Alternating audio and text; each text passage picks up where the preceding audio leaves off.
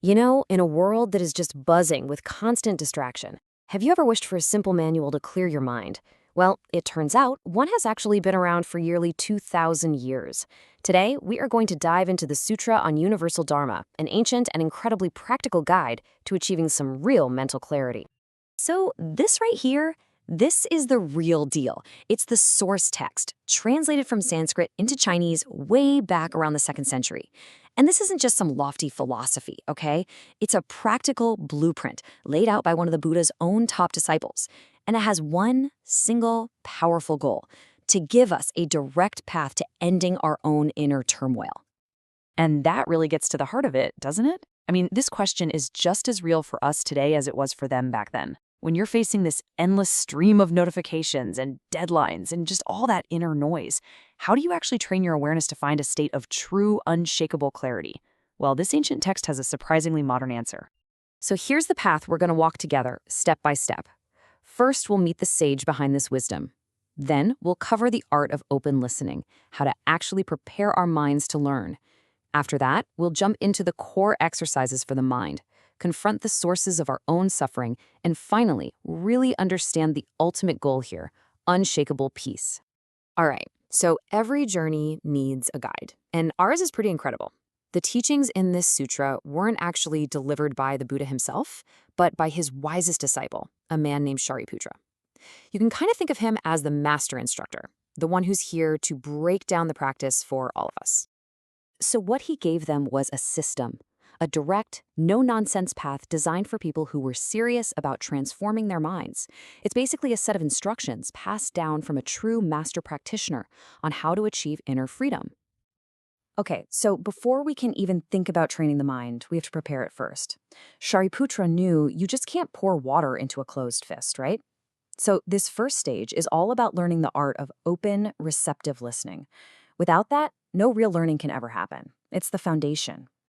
Now, the original text actually lists 16 different points on listening, but they all boil down to these 4 timeless principles you see here. First up, listen with respect for the wisdom itself and whoever is sharing it. Step 2, listen with focus. Try to have a one-pointed mind and put all those other thoughts aside. Third, and this one is huge, listen with openness. That means without judging or looking for flaws. And finally, listen to absorb with the real intention to truly understand. So, once the mind is prepped and ready, the real work can begin. This stage is where we move from just passively listening to actively training. These are the core exercises. You can think of them as mental push-ups, really, designed to strengthen our awareness and totally change our perception from the inside out. Now, at the heart of this training are what the sutra calls the 10 contemplations. These are 10 very specific ways of looking at reality, and they're designed to dismantle our usual suffering-inducing thought patterns. We're going to focus on 2 of the most important ones. First is the contemplation of impermanence, or fi chang si shang. This is the practice of just actively noticing that nothing, and I mean nothing, stays the same. Our thoughts, our feelings, our bodies, the world around us, it's all in flux. So why is this so important? Well, because when we really see this, our desperate grip on things starts to loosen, and that reduces the suffering that comes from trying to hold on to what's always changing anyway. Okay, the second one is even more profound: the idea of not self.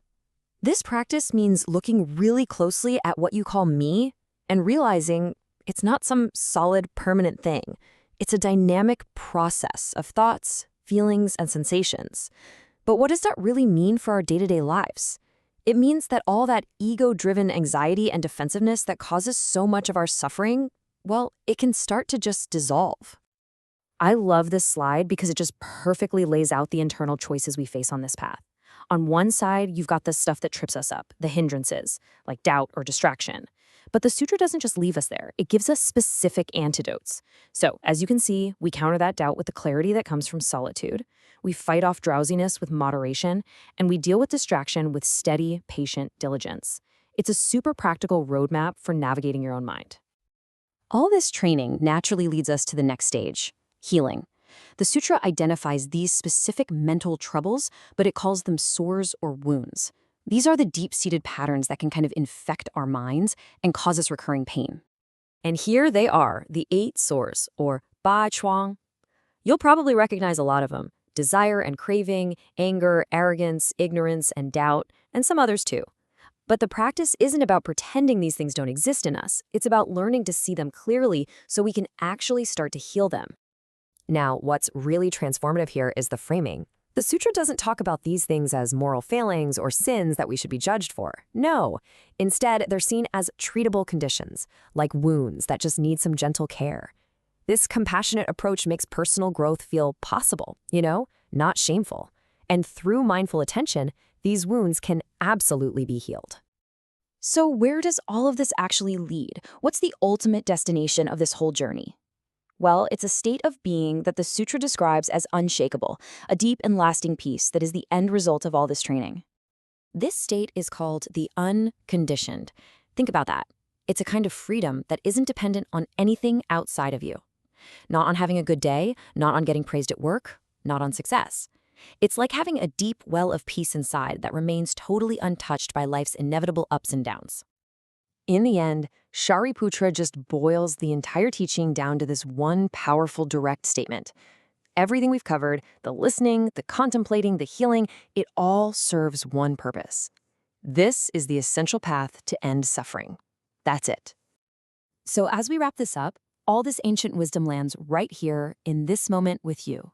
Looking back at everything we've talked about, from open listening to contemplating impermanence, what is the one small practice from this incredible guide that you could actually bring into your life, starting right now?